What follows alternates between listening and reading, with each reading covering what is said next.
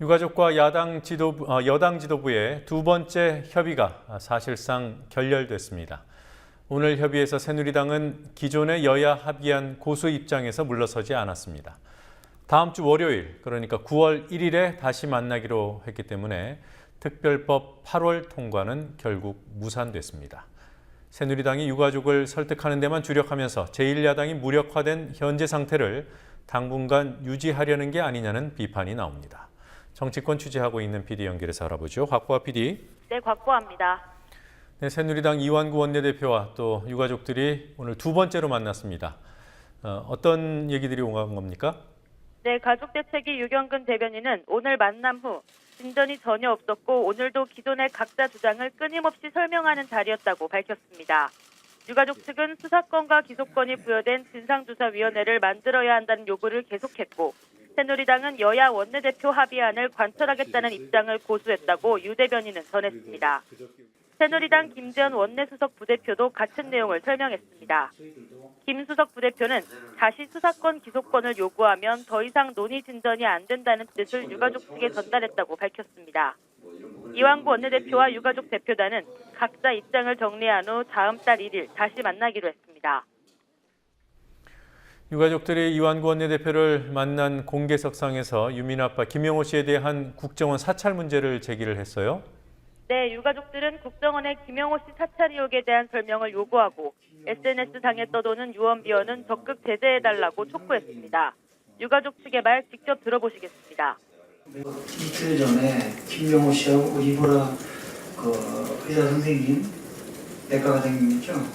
그 국정원이라는 분들이 와서 김영호 씨도 물어보고 그다음에 또 이보라 선생님한테는 어떤 관계냐라는 그런 것도 들어갔다고 합니다. 그러니까 그런 것 좀 해서 확인 좀 해주십시오. 예. 새누리당의 김재현 원내수석 부대표는 김영호 씨에 대한 국정원 사찰에 대해선 들은 바 없다면서도 유가족에 대한 경찰과 국정원의 정보 활동이 통상적인 직무집행 행위라 하더라도 오해받을 짓이니 앞으로 일절하지 말라고 했다고 답했습니다. 또 SNS 유언비어에 대해 김재현 부대표는 곧바로 조치하겠다며 동석한 윤영석 원내대변인에게 이 내용을 담은 논평을 발표하라고 주문했습니다. 유가족들이 이완구 원내대표와 만난 후에 민주연합 박영선 원내대표를 만나기로 돼 있었죠. 오늘 만나지 못한 겁니까? 네, 그렇습니다. 당초 유가족 대표단은 이완구 원내대표와 만난 후 박영선 원내대표와 다시 만나 특별법 제정에 관해 이야기를 나눌 예정이었습니다. 하지만 유가족들은 새누리당과의 만남 후 입장을 정리할 시간이 필요하다며 박 원내대표와의 면담을 미뤘습니다. 그리고 민주연합 의원들 오늘 장외투쟁 이틀째였습니다. 오늘은 어떤 일정을 소화했습니까? 네, 국회 예결위 회의장에서 이달 말까지 매일 2차례 비상의원총회를 열기로 한 민주연합은 오늘도 정책조정회의 후 아침 조회 겸 의총을 가진 뒤 곧바로 광화문 광장으로 이동해 시위를 벌였습니다. 박영선 원내대표를 비롯한 민주연합 의원 61명은 오전 11시 30분부터 1시간가량 유가족이 동의하는 세월호 특별법 제정을 촉구하는 내용의 피켓을 들고 인간띠 시위를 광화문 광장에서 벌였습니다. 그곳에서 단식 중이던 문재인 의원은 시위 중인 박 원내대표를 찾아 박영선 대표를 중심으로 많은 의원이 단합해 함께 행동하고 있는 게 국민으로부터 신뢰를 다시 찾는 데 도움이 될 것이라고 힘을 실어줬습니다. 앞서 정책조정회의에서 박 원내대표는 세월호법이 가장 시급한 민생이라면서 새누리당의 여야 유가족 3자 협의체를 수용하라고 재차 압박했습니다. 피켓 시위 이후 의원들은 국회에 다시 모여 예결위장 농성을 이어갔고 밤 9시에는 같은 장소에서 대한변호사협회 소속 변호사의 세월호 특별법 강연을 들을 예정입니다. 네, 강연은 지금 진행이 되고 있겠군요. 새누리당은 한편으로는 유가족과 양자 협의를 벌이고 또 한편으로는 민생을 강조하면서 야당을 압박하는 이러한 전술을 펴고 있는 것 같습니다. 오늘 새누리당에서는 어떤 말들이 나왔는지요? 네, 세월호 현안은 이완구 원내대표에게 맡겨둔 채 새누리당은 민생구호를 외치고 있습니다. 김무성 대표는 최고 중진 연석회의에서 세월호 특별법 때문에 민생경제법안이 표류됐다며 야당도 민생경제법안은 국민을 위한 법이라는 인식을 가져달라고 민주연합을 비판했습니다. 이어 이완구 원내대표와 원유철, 정병국 의원 등 모두 발언을 한 대다수의 의원들도 경제를 활성화해야 한다며 입을 모았습니다.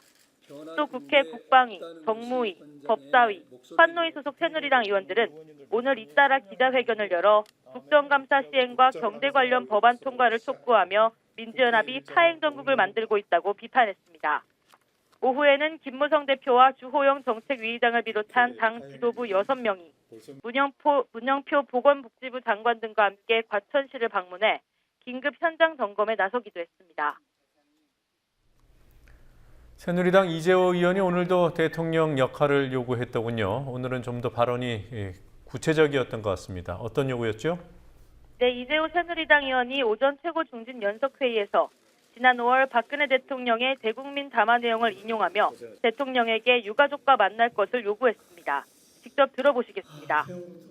이 5월 19일 대국민 담화문 중에 난 답이 있다고 봅니다. 사고의 최종 책임은 대통령제에게 있다. 살릴 수도 있었던 학생들을 살리지 못했다.